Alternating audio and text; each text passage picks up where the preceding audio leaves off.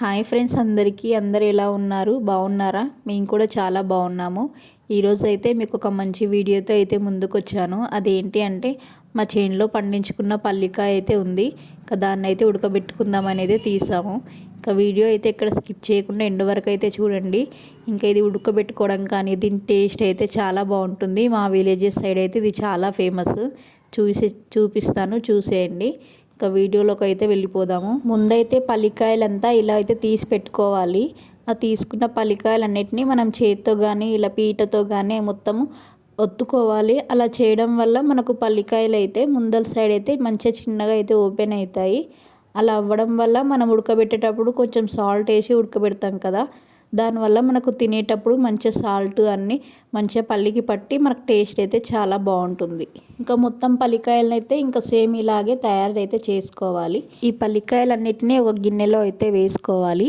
వేసుకొని దాంట్లో వాటర్ అయితే పట్టుకొని ఒక 2 టైమ్స్ అయితే వీడియోలో చూపిస్తున్నట్టుగా అయితే శుభ్రంగా కడుక్కోవాలి. అలా కడగడం వల్ల మనకు పల్లికాయలో ఉన్నటువంటి దుమ్ము మట్టి అన్నీ అయితే మొత్తం పోయి పల్లికాయలు అయితే నీట్గా క్లీన్ అయితే అయిపోతాయి.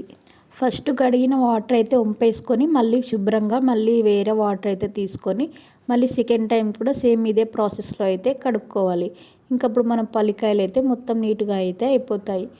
నెక్స్ట్ ప్రాసెస్ వచ్చేసి మనం ఈ పల్లికాయలని బోగండిలో కానీ మనం కుక్కర్లో కానీ ఉడకబెట్టుకోవచ్చు. ఇక్కడ వచ్చేసి మేము కుక్కర్లో అయితే ఉడకబెట్టుకుంటున్నాము. వీడియోలో చూపిస్తున్నట్టుగా అయితే కొన్ని పల్లికాయలు తీసుకొని మొత్తం కుక్కర్లో అయితే వేసేసుకోవాలి.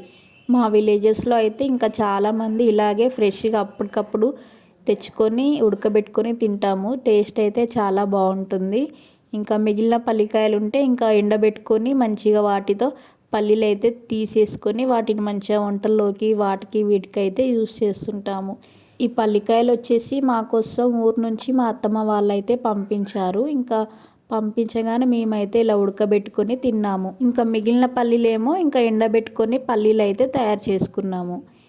ఇప్పుడు ఈ ప్రాసెస్లో అయితే మనం నెక్స్ట్ ఉప్పు అయితే యాడ్ చేసుకోవాలి. దానికి సరిపడినంత వాటర్ కూడా కొన్ని అయితే యాడ్ చేసుకొని పెట్టుకోవాలి.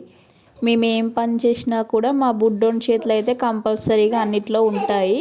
ఈ ప్రాసెస్ అంతా అయిపోతుంది. స్టవ్ అయితే ఆన్ చేసుకొని పైన కుక్కర్ మూత అయితే పెట్టుకొని మనకు 8 నుంచి 10 విజిల్స్ అయితే పెట్టుకోవాలి. అప్పుడే మనకు పల్లికాయ అయితే మంచిగా లోపలనే ఉడికిపోతుంది. ఇంతే ప్రాసెస్. మనకి వేడివేడిగా పల్లికాయ అయితే రెడీ అయిపోతుంది.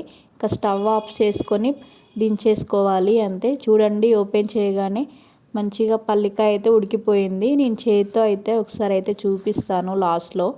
చూడండి, ఉడికిపోయిన పల్లికాయలు అయితే వాటర్ అయితే మిగిలిపోతాయి కదా, ఆ వాటర్ అంతా ఇలా జాలి గిన్నె ఉంటే దాంట్లో అయితే పల్లికాయలన్నీ వేసేసుకుంటే వాటర్ అంతా కింద పోతాయి.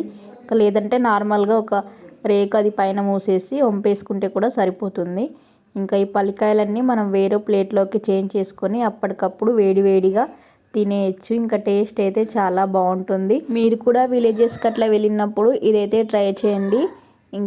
నా వీడియో ఎలా అనిపించిందో అయితే కామెంట్ చేయడం మర్చిపోకండి. మరిన్ని మంచి వీడియోస్ కోసం అయితే నా ఛానల్ని సబ్స్క్రైబ్ చేసుకోండి. మీకు తెలిసిన వాళ్ళు ఎవరైనా ఉంటే నా ఛానల్ని షేర్ చేయండి. Thank you so much for watching. మళ్ళీ నెక్స్ట్ వీడియోలో అయితే కలుద్దాము. Bye bye.